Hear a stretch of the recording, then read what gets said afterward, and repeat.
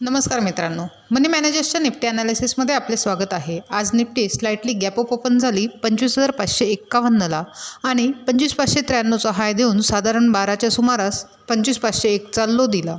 त्यानंतर पूर्ण वेळ साइडवेज मूव्ह करत 25,533ला क्लोज झाली।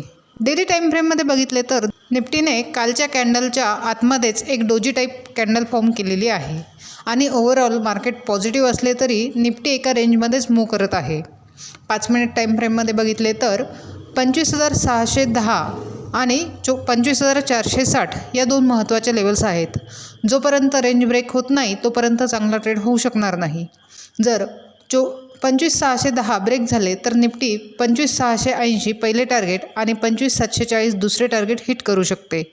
तसेच जर निफ्टीने 25,460 खाली ब्रेक केले तर 25,360 पर्यंत निफ्टी जाण्याची शक्यता आहे। ओव्हरऑल मार्केट साइडवेज असल्याने ट्रेड करताना प्राइस ॲक्शननुसार आणि काळजीपूर्वक करावा।